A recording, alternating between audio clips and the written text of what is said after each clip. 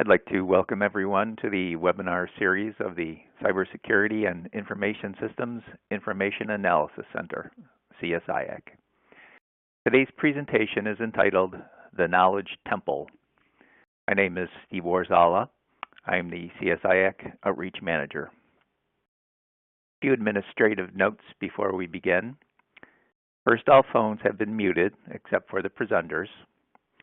Questions may be asked at any time during the presentation by utilizing the chat function. And time permitting, your questions will be answered at the end of the session. Today's briefings will be posted on our website within a few days. And finally, I'd like to take a moment to acknowledge and thank our sponsor, the Defense Technical Information Center, DTIC. The funding that DTIC provides enables CSIAC to conduct these webinars. My pleasure to introduce our presenter for today's webinar, Mr. Neil Fitzpatrick from Quanterion Solutions Inc. He retired from the Marine Corps in 2015 and joined Quanterion as a Senior Knowledge Manager. In his present capacity with QSI, Neil has managed various software development efforts, identified and documented requirements, drafted knowledge management policies and change management plans, analyzed hundreds of organizational processes, and interacted with key leaders to support the data to decision cycle. In addition to knowledge management, Neil also provides support to CSIAC in the modeling and simulation, cybersecurity, and software engineering technical domains.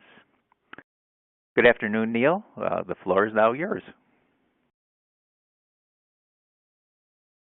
Thanks, Steve. I'd really like to acknowledge Steve and John and all the others there at CSIAC for all the back-end work that no one ever sees but is so vital to making this thing happen.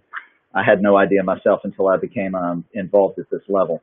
But anyway, welcome everybody. It's my pleasure to be here with you today and to try to deliver some of this information to you.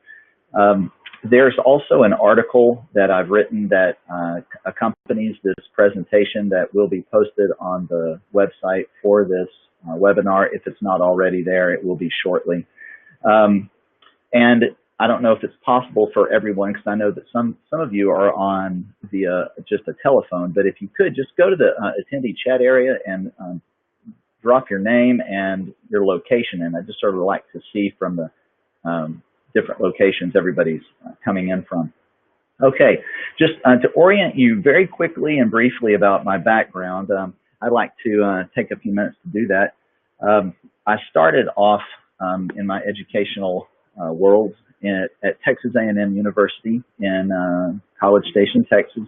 I studied architectural design, and it was the actual name of the degree was environmental design. And the concept was that we looked at the entire environment around the building, not just the building, but everything.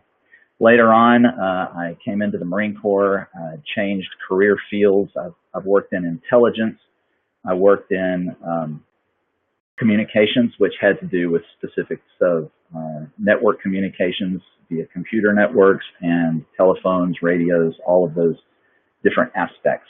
Later, I even received a different military occupational specialty in modeling and simulation. But one of the things that I started to understand or wonder about really later in my career was I had been developing these networks and putting in the pipes for communication, but I didn't really understand the best way for that communication to take place. So I became enamored and interested in information and knowledge management. And that's where I've really attempted to focus my my efforts and my training after the Marine Corps, towards the end of the career, but really here after the Marine Corps as well. So I hope that the presentation today will be entertaining for you. There's going to be no test at the end, so don't be trying to furiously scribble notes or anything. The real test is going to be later on if you're asked to develop a decision support system at your organization, or if you're asked to weigh in on some type of new software product, I hope that some of the things that we talk about today will help you in that role. So without further ado, let's get into this. The knowledge temple is really one big analogy, one allegory, so that you can sort of think about this temple and the construction of a building relative to the design and development of a decision support system or a knowledge management system of some flavor. My intent is to really help you have some kind of structure to hang these different pieces and parts on as you begin to do this yourself. So I'll start talking about the construction of the temple from scratch here. Really, I want to start with something even more basic. Before you can ever begin construction, you have to have a design in place. The Greek letter phi, and I have grown up pronouncing it phi, but phi is a ratio that is very ancient. Its origins are really somewhat unknown, but some people believe that the Egyptians and the Babylonians used this ratio in the construction of pyramids, ziggurats, and some of the other official buildings that they took on in the ancient times. But phi wasn't really documented in its present form until about 450 BC by a Greek philosopher, Greek sculptor, and mathematician named Phidias. He documented this because it had been around so long and had been understood because it was observable in nature. This is called, phi is called a magic number. It is also the number that makes up the golden mean, the golden section, or the golden triangle, the golden ratio. This number occurs so often in nature that these folks recognized it and couldn't avoid it. You'll notice it now. This ratio is seen in musical scales, the petals of a flower, how they develop.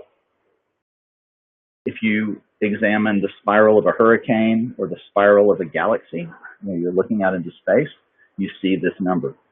The development of the nautilus shell and even some of the proportions within our own bodies are represented by this ratio. It's really fascinating if you do any more research about this. Leonardo da Vinci used this ratio in some of the designs that he developed in terms of alcoves and hallways, entryways, and even in some of his paintings.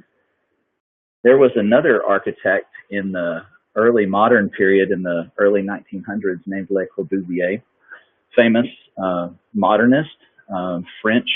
He's really, I think, from Switzerland, but he did a lot of work in France. And the building on the screen at the bottom right-hand corner is called, in my best French ever, Unité de Habitation. It's in Marseille, France. And Le Corbusier used the golden ratio to develop the proportions of this building. Whenever I was in my third year at Texas A&M, I was in my junior year, we had a professor from Poland named Dusan Poniz. He had us, the entire class, design all of our buildings and our design projects for that entire semester based on one single module. That module was the cube. You could cut the cube in half, you could split it into quarters, you could cut the corners off the cube, but everything that you designed had to be based on that module in some way.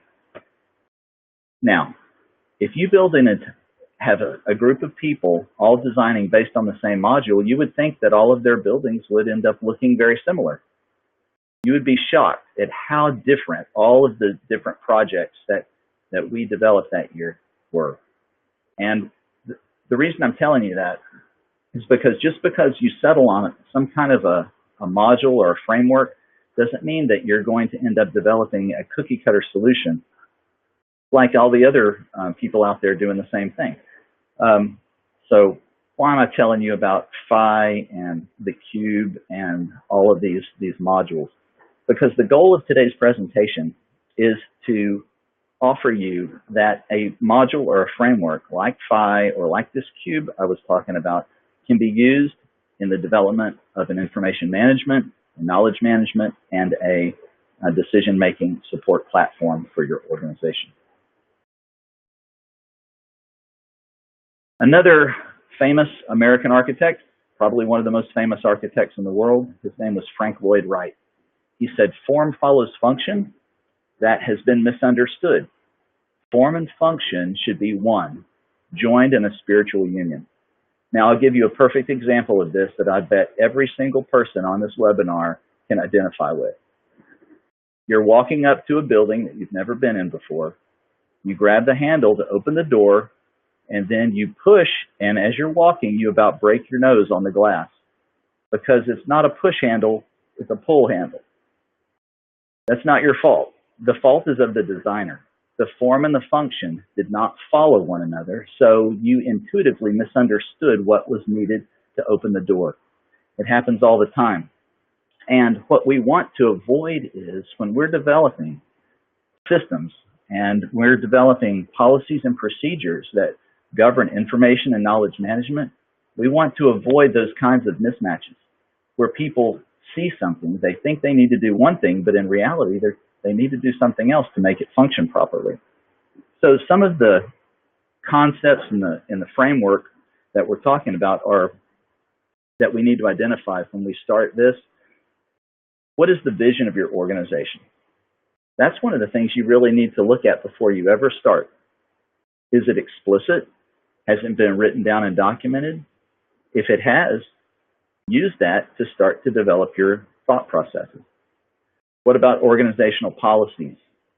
You might have policies that govern behavior in terms of administration, logistical control, network use policies. Are these developed? Are they written down? Do they support the vision of the organization? Are they hierarchical? What about, are there other knowledge products that have already been defined? Are you sort of stepping into this midstream? Most of us will be. We're not going to be developing something for an organization of this scale from scratch. A lot of businesses and organizations have things in place that are already well developed, and we're just sort of moving in to modify, to improve, to make those things better. There was a man I worked with over the last several years. His name was Fred Hopewell, and I don't know if he developed this or if he just championed it, but he said that in order to make good decisions, we need to get the right information at the right time to the right person in the right format and in a military context in the right classification. If you don't have if any one of those is off, then the final product that someone is going to need to make decisions on is going to be skewed, flawed in some way. Another aspect of that we need to consider in this framework are the schedule of meetings that take place. And is it supporting the information flow through the organization to the decision makers? We call that battle rhythm, the battle rhythm. Battle rhythm can be a weekly, a bi-weekly, or sometimes a little bit longer cycle, but it is a cycle. It starts at one place, goes through its process, and then returns to that starting point. Information is aggregated and developed along the way so that we end up producing a good quality product for the decision makers in the organization. Here's one. Here's a challenge that we've had before. We have meetings, people show up, but the information that we need to make the decisions that a meeting like that would support are not there. You need to have the information in hand when you go to those meetings in order to make the decisions necessary. Do the systems in your organization support the information that's flowing through your organization? So all of these things taken together is the form and the function of your information or your decision support systems.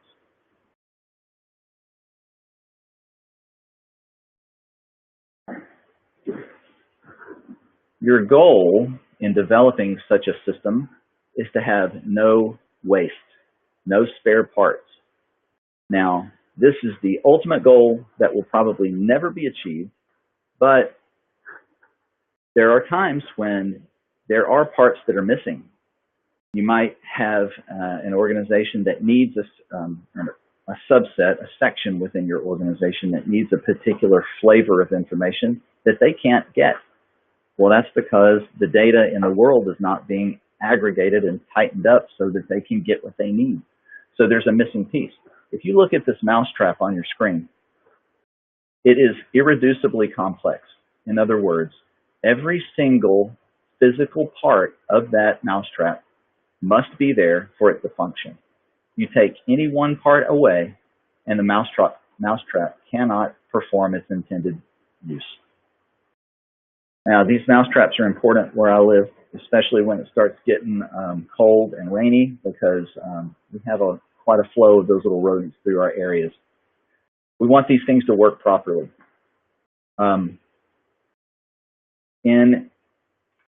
As we transition to the next slide, think about this irreducible complexity with regards to this temple. What would happen if any one of these pieces did not exist? You would have a substandard temple that probably wouldn't stand up for very long. Let's run through these real quick. The foundation, absolutely essential. If you don't have the foundation, what are your columns going to stand on except the ground? And why don't you just set the columns straight on the ground? If you set these columns straight on the ground, you're going to be subject to erosion, shifting soils, different soil types. They're not going to be in the same place 5 years from now as they are if they were sitting on a foundation. The columns themselves. Columns are a great analogy because think of those as the silos of information within your organization. And silos have always sort of had a negative connotation, but I don't want you to think about that like that here. Think about it in terms of the different sections within your organization. Think about administration, logistics, cybersecurity, intelligence, or business analytics. Whatever the different sections are within your company, consider those the columns. The entablature is that section above the columns that really tie all of the columns together on the top, like the foundation ties them together on the bottom.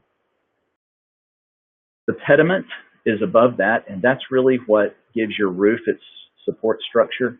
Think about the rafters in a house. And then finally, the pinnacle, the very tip top. Without that pinnacle, if it wasn't covered and addressed, the structure cannot be waterproof. It would not function as a temple was intended to function. Now, some people might say that, we shouldn't imply that a system should have no redundancy. It does need redundancy, but we need to be aware of that, and we need to be cognizant of the fact that there are times when you might want to have a little bit of extra capacity, but be mindful that too much capacity is waste.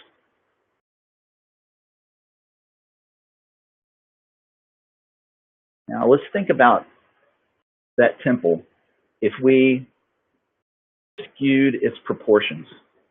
It would either be way too stable or top heavy.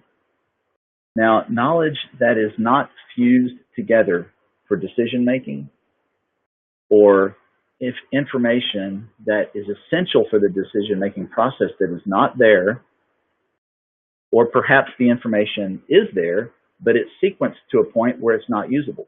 Say I needed a certain report on Tuesday, but that report isn't generated until Friday.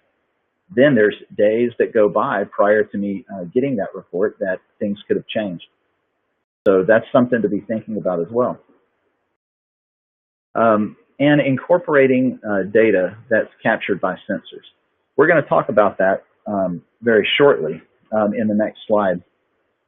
The results of any of these problems of skewing the proportions of your data management system or your information knowledge management system can cause instability in or less than optimal decision making in the final equation. So I attended the Naval Postgraduate School in Monterey, California from 2005 until 2007. I had two wonderful professors there, and they developed a model that you see on your screen. It's called the Dynamic Model of Situated Cognition. I'm going to take you through this, and I want you to think about each individual part and how we progress from left to right. Number one, all the way on the left, you see a depiction of an oval with a bunch of blue rectangles and red squares within it. That's symbolic of all the data that is out there in the environment, raw, unprocessed data.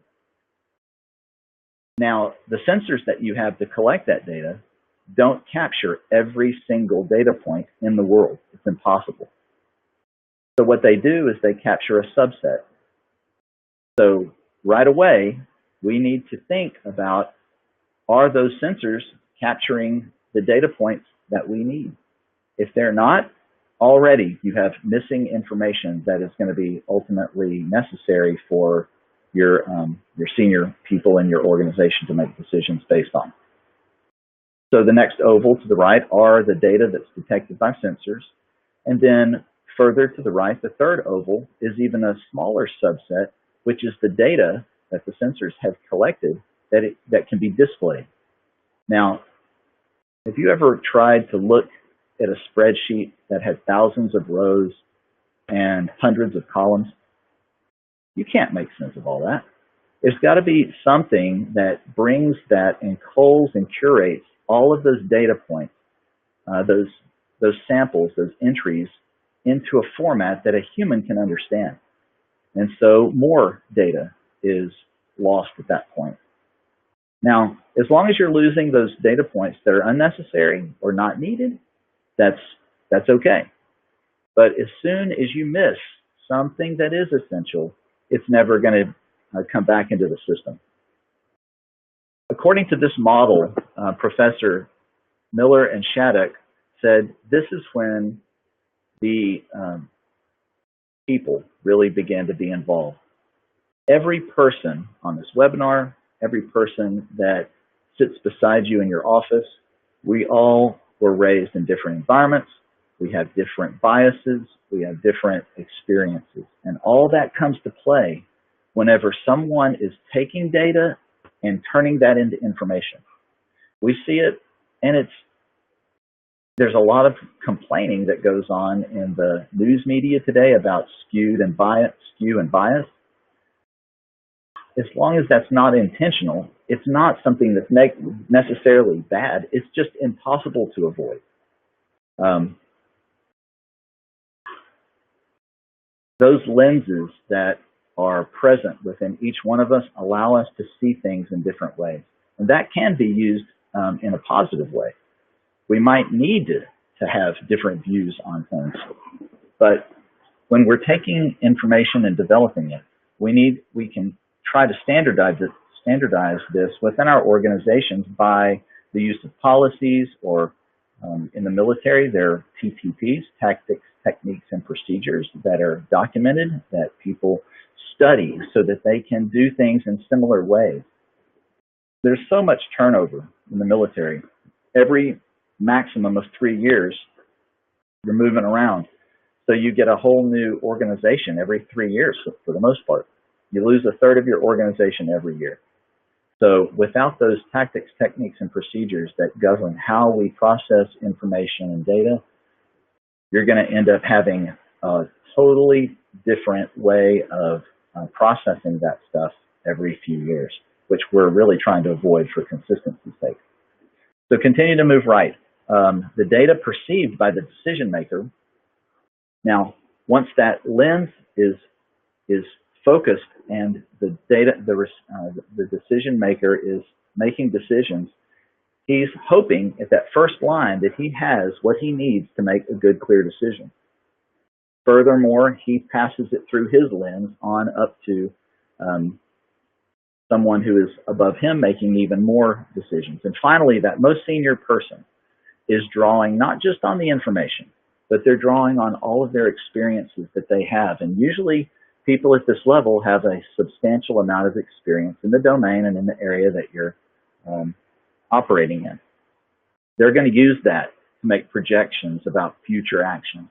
They see what we have currently with all of the data that's been packaged for them, the information and the knowledge products, and they're going to be looking out into the future saying, well, based on what I see here and my experience over the last 30 years, I believe that this is the best direction to go in to either maximize profit or effectiveness or improve efficiency or whatever their goal is with that decision based on that information and that knowledge. Don't forget to throw some questions in there for me. If you have anything that comes to mind, you can either just chat it into the chat and we'll try to address it. Okay, moving on. I'm using that golden rectangle or the golden mean to try to illustrate the different component parts of a decision support framework. Right now, ours is totally empty. We have a framework, but we don't have anything in it yet. So let's see what we can put in that framework. Some of the things that you're going to do to gather the information to fill your framework is you're going to have to research what the decision-making requirements are in your organization. You have to do some, spend some time doing that. You're going to have to gather stakeholders from the different sections because it's not just one decision maker, there's many decision makers. In the headquarters of the 2nd Marine Expeditionary Force that I supported here at Camp Lejeune, each staff section or each section was dedicated to a different function. And those leaders were generally colonels, and they had their decision-making requirements that you had to meet. They passed their information on up to the chief of staff, who ultimately gave it to the general after it was curated and peer-reviewed, so to speak. All of these stakeholders and decision makers need to be considered.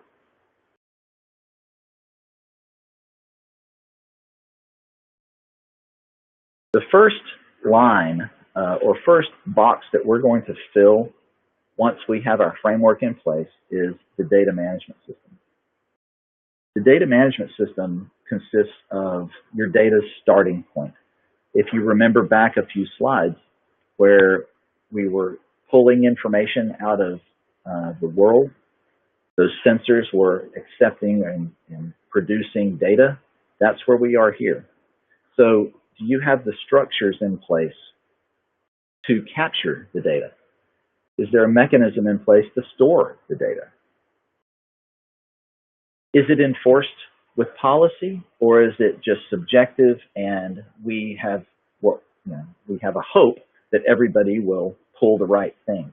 How is what is right determined? So once you have a decent understanding and a place to manage your data, a system to manage your data, you move on to the next level, which would be your information management system. Now, think in terms of management and distribution of information. A lot of times, whenever someone says information management system, people's mind immediately goes to a software product. I don't want you to think necessarily about a software product, even though I'm going to offer a couple out there and may not be able to help but think about them. But we really are talking about the functions of what that software product does. But software like Microsoft SharePoint, SAP, PeopleSoft, Salesforce, all of these different products are performing a function that is tailored to that organization. But they're all information management systems. They take in information, or they store information that is produced by users, and then it can be shared and distributed.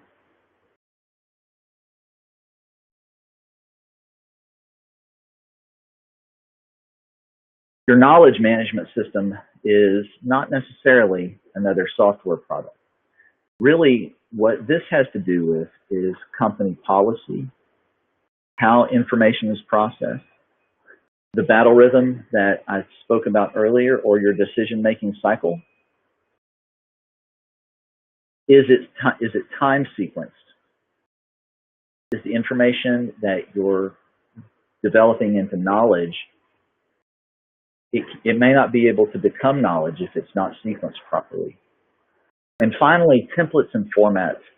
Think about you as a consumer of information. If you expect to receive a report once a week on Tuesday, and you are used to seeing it in a certain way, the information that you need is summarized in the top left-hand corner, and the details are down on the right. And after 3 weeks of you receiving the exact same report, you get a report in a totally different format.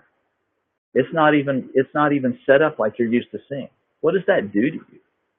It causes you to have to assess this, call somebody on the phone, say, hey, what's going on with this? I don't understand why this information isn't like it's been for the last 3 weeks or 3 months or 3 years. Oh, well, the person who developed that report was out that day, and the new guy just put it together like he thought it needed to be. Well, that's probably the wrong answer.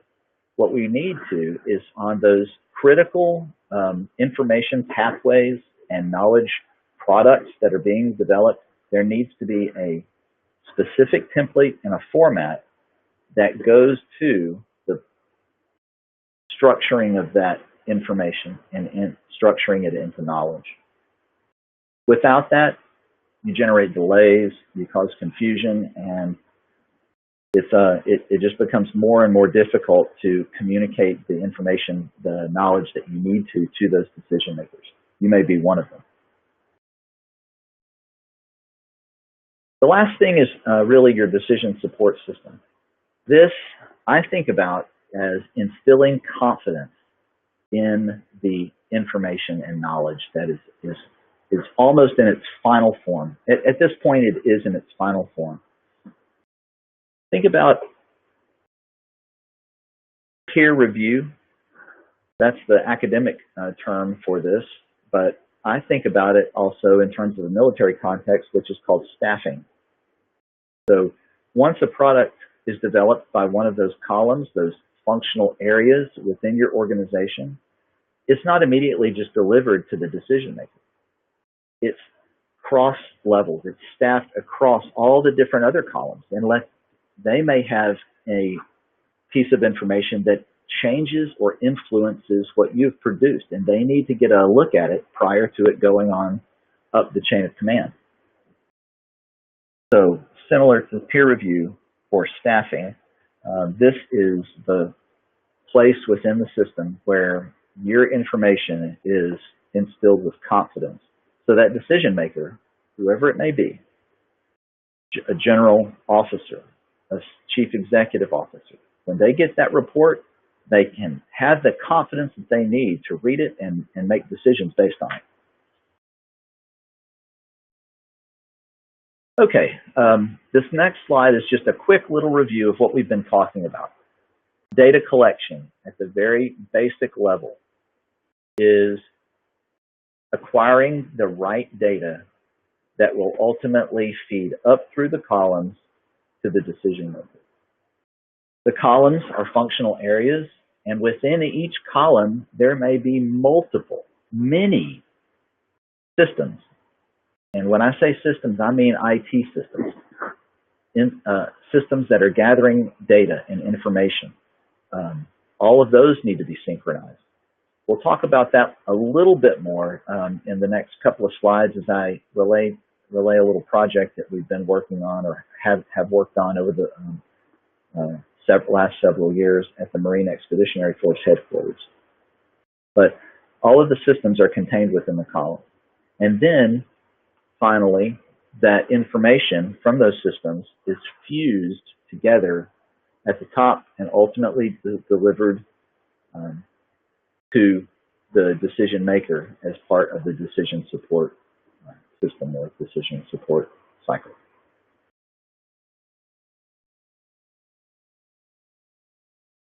This slide continues with the analogy and shows you the different players involved. It sort of helps tie it to people, the functions to people. So there's sometimes a tendency to think about the system itself. So what I mean by that is, in your house, what is more important? Is it the electricity, or is it the electricity, or is it the wires that carry the electricity? Or what's more important, the water or the pipes that carry the water? And you can't have one without the other. But it's really the electricity and the water that we're concerned with. We want that service. We want that product. We don't really care too much about how it's developed. But within an organization, within the organization that I was supporting at the time, we had between 130 and 150 systems.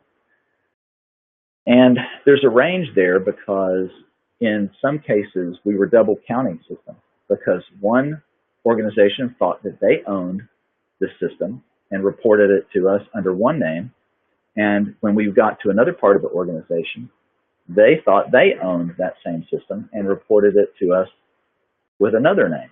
So we were double counting. But whenever you look into the systems of an organization, you really need to consider several things. You need to consider who's responsible for each system, who controls access to those systems. Is there one person or one section that's responsible for patching and securing those systems? Or is it distributed out to quite a few organizations, whoever believes that they have functional control of that? How is the information gathered, and how is it transitioned from the system up through the chain? Do the users of the system trust that system to give them what they need? And what about the leaders? Do the leaders trust the system to provide what they need? So as you move up through the foundation, through the columns, you ultimately get to the top of the column, which is those division heads, those division managers. And we call those knowledge managers because they're responsible for a particular domain of knowledge. Some organizations at that next level where you see formal IMKM support will have a dedicated section or a dedicated person who's responsible for starting to tie all of that together. Or they might be your knowledge manager. They might be the person who's responsible for controlling which systems are available within the organization, in which, making recommendations on changes to those systems. Finally, the chief knowledge manager at the very top is your chief operating officer or your VPs, who are finalizing that and delivering it to the CEO or the CEO.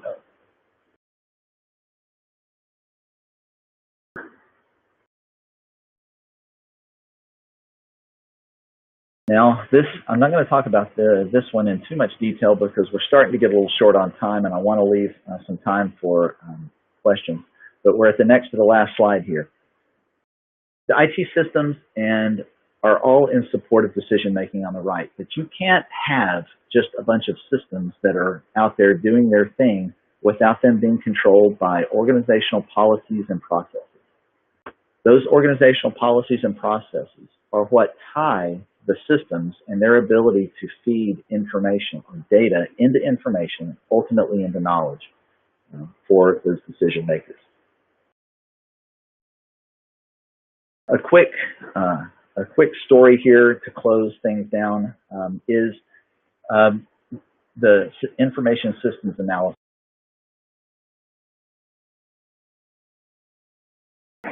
Sorry, hope y'all didn't hear that phone ringing. But We started this information systems analysis back in 2013, and we've been updating it at the Marine Expeditionary Force headquarters periodically ever since. The most recent one was done back in February of 2018. If you look to the left on the chart on the left, it's sort of behind the one in the center. It's blue and orange. That is a compilation of the 2013 information systems analysis and the 2018 information systems. We looked at those in terms of duplications, and we found that we had the majority of the systems were the same. So those were the duplications. The orange ones were new. Either the system existed in 2013 and then no longer existed in 2018 for some reason, or it was in 2018 and was added at that point or sometime between 2013.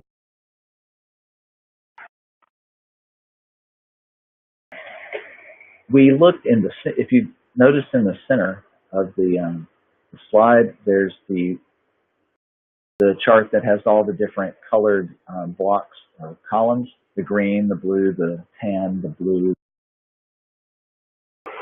These are indicative of different functional areas,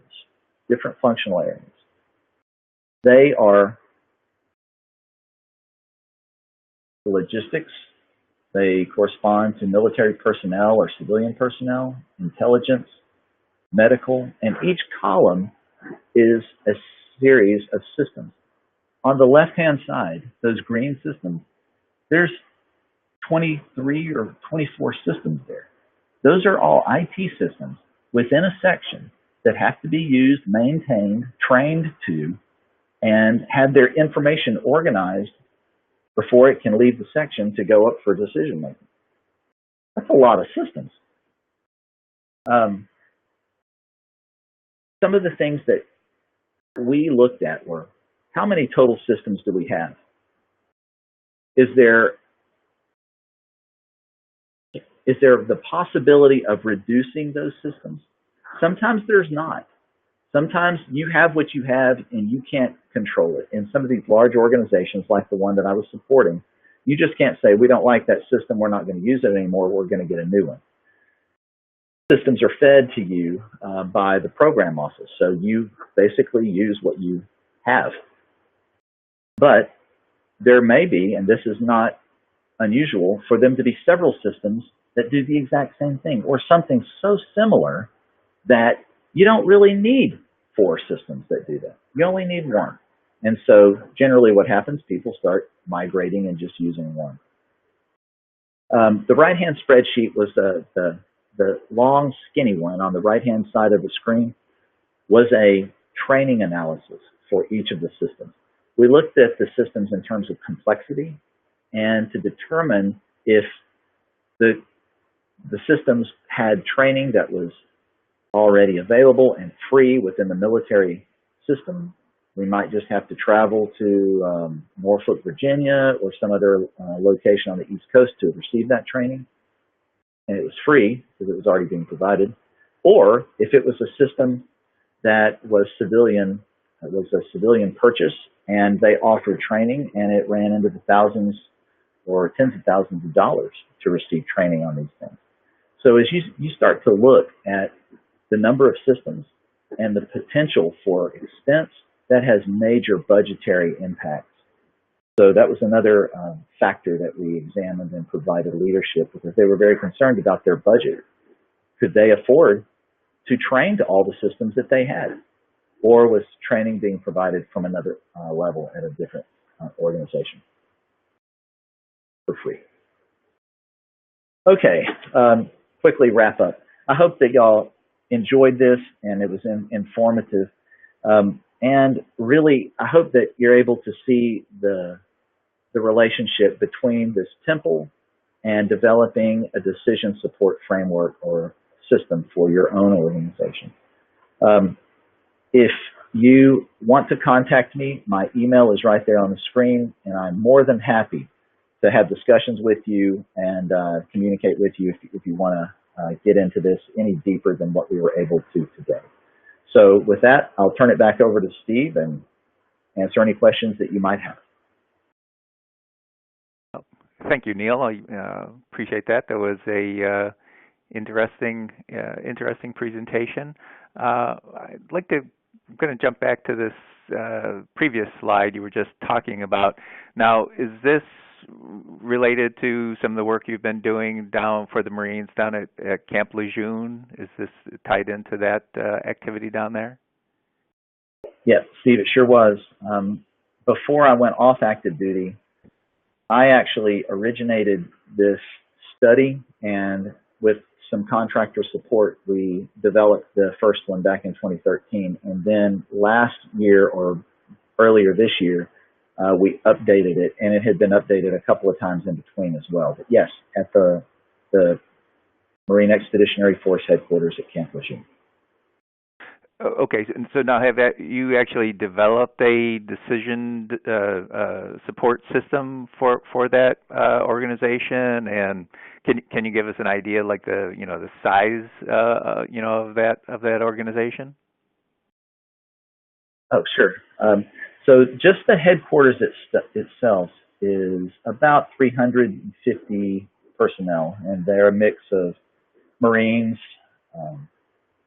soldiers, naval personnel, contractors, and government civilians. But the organization, that headquarters, really is in support of about a 30,000 person series of units that encompass this whole region. So approximately 350 people about. Okay. And so could you give us a rough ballpark estimate of how long it took to develop this, or it would in general take to develop a decision support framework for an organization? Oh yeah. So to do this, coming in and doing something like this from scratch, and I'm not just talking about this analysis, the systems analysis here, but we're talking about an analysis of the entire decision support framework and the processes involved. You're talking about a long time.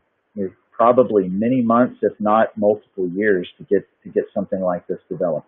And that may depend to some degree on the number of personnel you have available, that you can fan out and capture all of the different decision-making processes within each silo or within each column. But this particular information systems analysis, it alone, I just went on mute. It alone took about 4 months just to do the information systems analysis. Oh, okay. Let's see. We've got a question from one of our attendees. I want to get to that.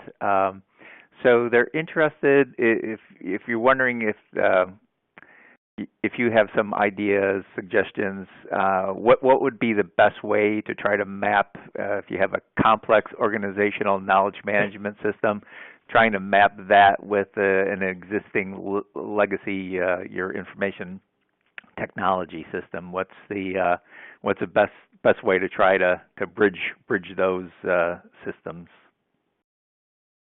Well, I think what you really need to do in that case is to look at the functionality of the system. What was the systems? It sounds like we have two systems. If I understand the question, we have two systems, and we're not sure if they're overlapping or if they're providing independent information and knowledge to decision makers. So if that is the case, my understanding is correct, then what we need to do is we need to take each system individually, look at what it was designed to do. Was there a functional matrix that was provided initially whenever the system was developed? And is it currently doing what it was intended to do? And to document that. And then once you get both of those systems documented, then you can do a comparative analysis against one another and see, well, system 1 and system 2 both do A, but system 1 does B, but system 2 does C, D, and F. That's the way I would approach it. Okay, thanks. Thanks for taking a crack at that. Sure. So I guess I guess another, question would be,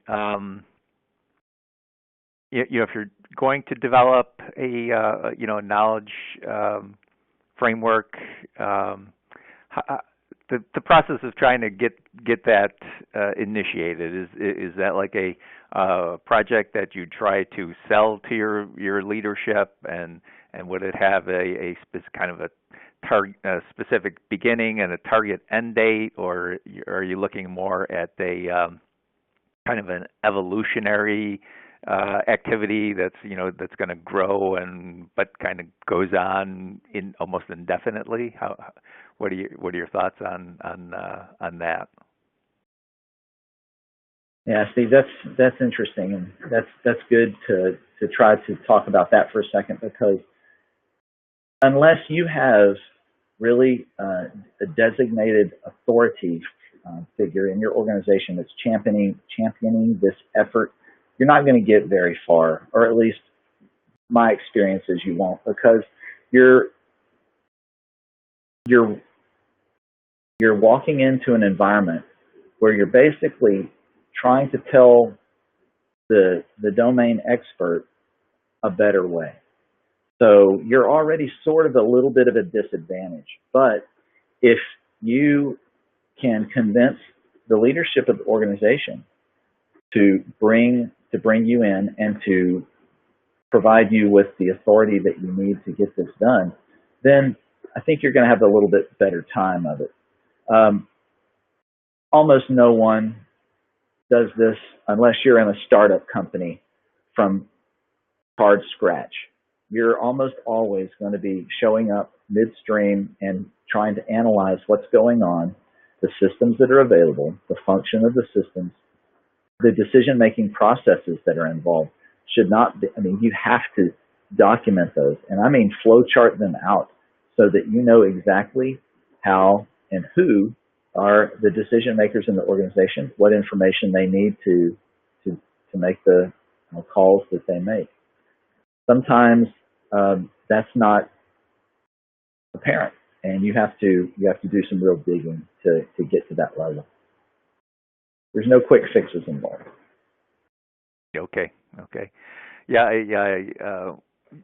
Just recently here we were looking at some of the you had actually produced a flow chart on an activity that we've kind of been doing for years. It was very to see, this is how this is working, or this is where we're running into problems or delays or things of that nature. And like I said, your flow chart on breaking it down and showing the various steps in the process and how the activity worked. Like I said, we were quite pleased with the information that you were able to provide with us on that. So. Good. I'm glad.